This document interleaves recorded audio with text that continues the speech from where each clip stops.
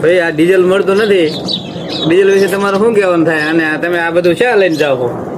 જો હલર વાળા આવતા નથી એટલે અમારે જો આ બધું ભરીને હલર વાળા પાસે લઈને જવું પડે. બરોબર, હલર વાળા સામે જાવ હોય ને? હા, સામે જવું પડે. શું કરવું? ઈવડે ક્યાં ડીઝલ નથી, અહીંયા સુધી લઈ આવો એટલું ત્યાં નીકળી જશે.